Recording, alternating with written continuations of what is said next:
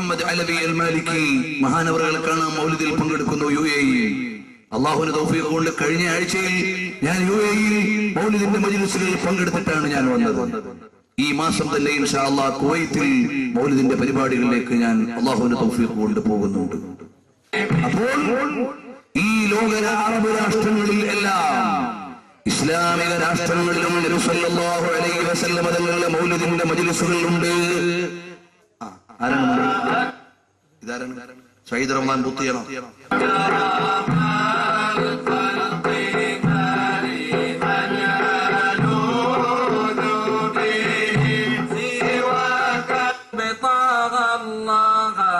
ومدحت بطيبة طه ودعوت بطه الله أن يحشرني أول وشكوت إليه رسول الله.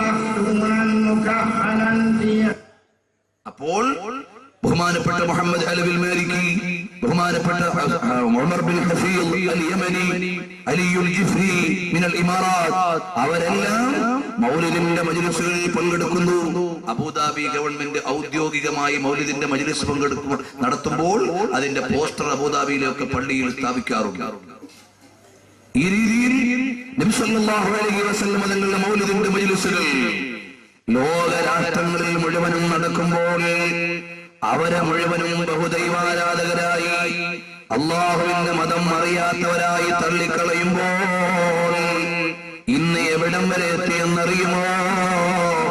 നബി സല്ലല്ലാഹു അലൈഹി വസല്ലം തങ്ങളുടെ ജന്മദിനം ആഘോഷിക്കുന്നത് അതാ ക്രൈസ്തവ ലോകം അവരുടെ ക്രിസ്തുമസ് ആഘോഷിക്കുന്നതിന് തുല്യമാണെന്നവരെ ലാ ഇലാഹ ഇല്ലല്ലാഹ് ചൊല്ലി നടക്കുന്നു എന്ന് പറയുന്ന ആളുകൾ അതാ വാദിക്കുന്നു.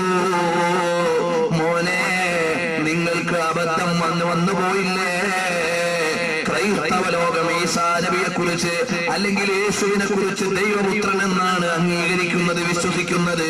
ഞങ്ങൾ നബി സല്ലല്ലാഹു അലൈഹി വസല്ലം തങ്ങളെ കുറിച്ച് വിശ്വസിക്കുന്നത് മുഹമ്മദുർ റസൂലുള്ളാഹ്, അല്ലാഹുവിന്റെ റസൂലാണ് എന്ന് വിശ്വസിച്ചിട്ട് ഞങ്ങൾ ബഹുമാനിക്കുകയാണ് ചെയ്യുന്നത്. അല്ലാതെ നബി സല്ലല്ലാഹു അലൈഹി വസല്ലം തങ്ങളെ ഒരൊറ്റ മനുഷ്യനും ആരാധിക്കുകയില്ല. നബിതങ്ങൾക്ക് അല്ലാഹു തആല നൽകിയ ബഹുമാനമാണ്. മുജാഹിദുകളാരും പേടിക്കേണ്ട ആവശ്യമില്ല. നബിതങ്ങൾക്ക് അല്ലാഹു കൊടുത്തൊരു ബഹുമാനമുണ്ട്. ലോകത്ത് ഏതൊക്കെ മതം വന്നാലും നബിതങ്ങളെ ആരാധിക്കുന്ന മതം വരില്ല. പിന്നെന്തിനാ ഇവര് പേടിക്കണം?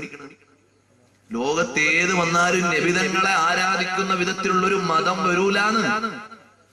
കാരണം നബി സല്ലല്ലാഹു അലൈഹി വസല്ലം തങ്ങൾ അതിനെക്കുറിച്ചൊക്കെ കാവൽ തേടിയിട്ടുണ്ട്.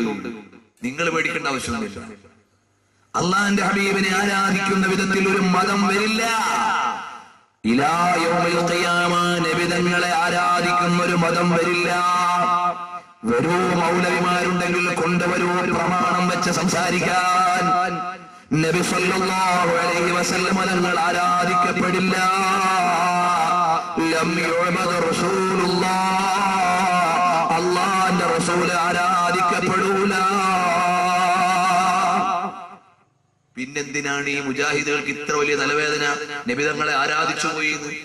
നബിതങ്ങൾക്ക് അല്ലാഹു കൊടുത്ത ഒരു കാവലാണ് ലം യുഅബദ്, ഒരിക്കലും ആരാധിക്കപ്പെടില്ല. അതേ സമയത്ത് ക്രൈസ്തവ ലോകം ഈസാ നബിയെ ദൈവമാക്കി. അവർ ആ ദൈവപുത്രന് വേണ്ടി ആഘോഷിക്കുന്നതാണ് ക്രിസ്തുമസ്.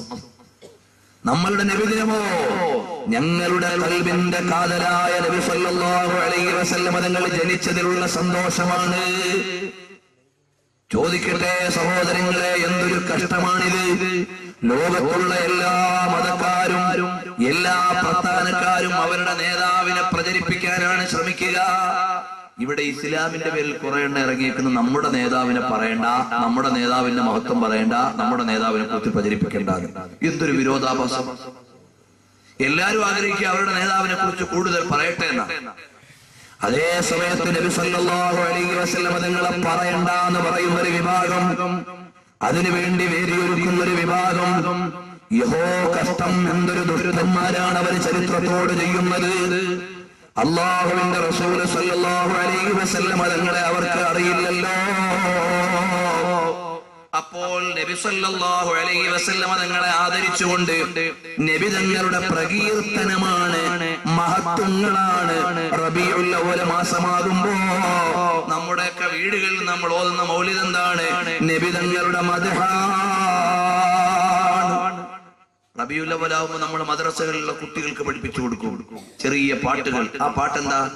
നമ്മുടെ നബിയുടെ പേരെന്ത്? മുത്ത് മുഹമ്മദ് സല്ലല്ലാഹു. നബി ജനിച്ചത് എവിടെയാണ്? മക്കത്ത്. വഫാത്തായത് എവിടെയാണ്? മദീനത്ത്. ഇത് 10 കുട്ടികൾ ചൊല്ലുകയും പഠിക്കുകയൊക്കെ ചെയ്യുന്ന മാസമാണ് റബീഉൽ അവ്വൽ മാസം. അത് വേണ്ടാന്ന് വെച്ചു മുജാഹിദ്. അത് പറഞ്ഞുകൂടാന്ന് വെച്ചു. നബി സല്ലല്ലാഹു അലൈഹി വസല്ലം തങ്ങളെ പറയുന്ന അവസരങ്ങൾ മുഴുവനും ഇല്ലായ്മ ചെയ്തു. ഈ പ്രസ്ഥാനത്തിന് ഹബീബിനോട് ബന്ധമില്ല. അവർക്ക് റസൂലുള്ളാഹി തങ്ങളുടെ സ്ഥാനം അറിയില്ല. നബി സല്ലല്ലാഹു അലൈഹി വസല്ലം തങ്ങളുടെ ജന്മദിനത്തിന് പുണ്യമുണ്ടോ? ഇല്ലേ? ഉണ്ട്. ആര് പറഞ്ഞു? നബി തങ്ങൾ പറഞ്ഞു. എവിടെ പറഞ്ഞു?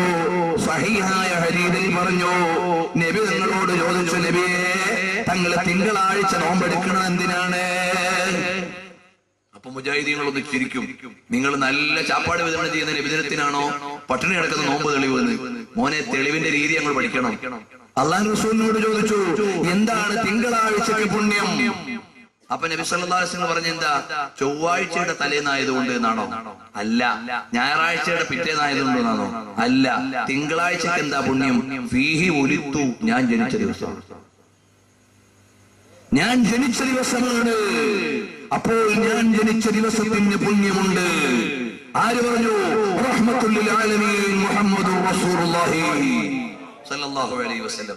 ഇനി നാളെ വന്നിട്ട് ചാപ്പാടിന് തെളിവ് പട്ടിണിയാന്ന് പറയണ്ട. മറിച്ച് നബി സല്ലല്ലാഹു അലൈഹി വസല്ലം തങ്ങൾ ജനിച്ച ദിവസത്തിന് പുണ്യമുണ്ടോ? ഉണ്ട്. എന്തേ? നബി സല്ലല്ലാഹു അലൈഹി വസല്ലം തങ്ങൾ പറഞ്ഞു. നിങ്ങൾ ആലോചിച്ചു നോക്കൂ. ആ നിലക്ക് നബി സല്ലല്ലാഹു അലൈഹി വസല്ലം തങ്ങൾ തന്നെ പുണ്യമുണ്ടെന്ന് പറഞ്ഞു. ഇനി ഒന്ന് ചോദിക്കട്ടെ, മുദഫർ രാജാവിന്റെ കാലം മുതലാകട്ടെ എന്നോ ആകട്ടെ, ഇവിടെ മൗലിദിന്റെ കിതാബുകൾ എഴുതിയ ആളുകൾ ആരൊക്കെയാണ്? ഇമാം ഇബ്നു ഹജർ അൽ-അസ്ഖലാനി. ഇബ്നു ഹജർ അൽ-അസ്ഖലാനി ആരാണ്? സ്വഹീഹുൽ ബുഖാരിയുടെ ഏറ്റവും സ്വീകാര്യമായ വ്യാഖ്യാനമായ ഫത്ഹുൽ ബാരി എന്ന കിതാബിന്റെ രചയിതാവാണ് ഇബ്നു ഹജർ അൽ-അസ്ഖലാനി. മൗലിദ് കിതാബ് എഴുതിയ പണ്ഡിതനാണ്. നിങ്ങൾക്ക് ധൈര്യമുണ്ടോ അത് മുശ്രിക്കാണെന്ന് പറയാൻ? ധൈര്യമുണ്ടോ നിങ്ങൾക്കത് മുശ്രിക്കാന്ന് പറയാൻ? ഹാഫിദ് ഇബ്നു ഹജർ അൽ-അസ്ഖലാനി മൗലിദിന്റെ കിതാബ് എഴുതിയ മഹാനാണ്. മുജാഹിദുകൾ ചിലപ്പോൾ പറഞ്ഞേക്കും അവർക്ക് അള്ളാഹുവിന്റെ റസൂലിന്റെ വാപ്പാനെയും ഉമ്മാനെയും പറയാൻ ധൈര്യം ഉണ്ടെങ്കിൽ പിന്നെ ചിലപ്പോൾ ഇമാമിങ്ങളും കാഫറാന്ന് പറഞ്ഞേക്കും. ഇമാം ഖസ്തല്ലാനി വിവരമില്ലാത്ത ആളാണെന്ന് പറയുന്നുണ്ട് അവര് തന്നെ. ഇമാം ഖസ്തല്ലാനി ആരാണ്? സഹീഹുൽ ബുഖാരിക്കും സഹീഹ് മുസ്ലിമിനും വ്യാഖ്യാനം എഴുതിയ ആളാ. എന്നാൽ ആ ഇമാം ഖസ്തല്ലാനി പറഞ്ഞു, ലൈലത്തുൽ ഖദറിനേക്കാൾ പുണ്യം നബി സല്ലല്ലാഹു അലൈഹി വസല്ലം തങ്ങളുടെ ജന്മദിനത്തിനാണ്. ആ പറഞ്ഞതിന്റെ പേരിൽ ഇമാം ഖസ്തല്ലാനിയെ ഒരു മുജാഹിദിനെ മൗലവി ചീത്ത വിളിക്കുന്നു. ഇനി നോക്കൂ, ഇമാം ഖസ്തല്ലാനി പറയുന്നു, നബി സല്ലല്ലാഹു അലൈഹി വസല്ലം ജനിച്ച രാത്രിയാണല്ലോ നാം പറയുന്നത്. അപ്പോൾ ലൈലത്തുൽ ഖദറിനാണോ നബി ജനിച്ച രാത്രിക്കാണോ കൂടുതൽ പുണ്യമുള്ളത് എന്ന് നീ ചോദിച്ചാൽ 3 കാരണങ്ങൾ കൊണ്ട് ലൈലത്തുൽ ഖദറിനേക്കാൾ ശ്രേഷ്ഠത നബി ജനിച്ച രാത്രിക്കാണെന്ന് ഞാൻ മറുപടി പറയും. കണ്ടോ, ധിക്കാരിയായ ഒരു മനുഷ്യൻ. ഈ ധിക്കാരിയായ മനുഷ്യൻ ആരാ? സഹീഹുൽ ബുഖാരിക്ക് വ്യാഖ്യാനം എഴുതിയ, സഹീഹുൽ മുസ്ലിമിന് വ്യാഖ്യാനം എഴുതിയ, അൽ മവാഹിബുൽ ലദുനിയ എന്ന കിതാബ് എഴുതിയ ഇമാം സുയൂത്തിയുടെ കാലക്കാരനായ പണ്ഡിതൻ നബി സല്ലല്ലാഹു അലൈഹി വസല്ലം തങ്ങളെ ആദരിച്ചതിന്റെ പേരിൽ ധിക്കാരി എന്ന് വിളിക്കുക. ബാക്കി ധിക്കാരിയായ ഒരു മനുഷ്യൻ, ഖുർആൻ പഠിക്കാത്ത ഒരു മനുഷ്യൻ. വിശുദ്ധ ഖുർആൻ ഇന്നാ അൻസൽനാഹു ഫീ ലൈലത്തുൽ ഖദർ. അപ്പൊ റസൂലുള്ളാഹി തങ്ങളെ കുറിച്ച് മഹത്വം പറഞ്ഞു പോയാൽ ധിക്കാരിയായി പോയി. നബി തങ്ങളുടെ മഹത്വം പറഞ്ഞു പോയാൽ മോശക്കാരനായി പോയി. ഞാൻ വെല്ലുവിളിക്കുന്ന മൗലവിമാരെ ഇമാം ഖസ്തല്ലാനിയുടെ ചരിത്രം പറഞ്ഞിട്ട് നിങ്ങൾക്ക് ഇതുപോലെ നിഷേധിക്കാൻ പറ്റുമോ? വിവരമില്ലാത്ത മൗലവിമാര് പാറയിലും കോറിയിലും പണിയെടുത്തിട്ട് അവസാനം മുജാഹിദ് പ്രസ്ഥാനത്തിൽ എത്തിയിട്ട് 4 ബുക്കും വായിച്ച മിമ്പറിൽ കയറിയിട്ട് തിരുവനന്തപുരത്ത് മുജാഹിദിന്റെ സലഫി സെന്ററിലെ മിമ്പറിൽ നിന്ന് ഖുത്ബയ്ക്ക് പകരം നടത്തിയ പ്രസംഗമാണിത്. അല്ലാതെ കേവലം ഒരു ടൗണിൽ നടത്തിയ പ്രസംഗമല്ല. അവിടെ വെച്ച് ഇമാമിങ്ങളെ ചീത്ത പറഞ്ഞുപോയി. ഇവർക്ക് ഇസ്ലാമിനോട് ബന്ധമുണ്ടോ?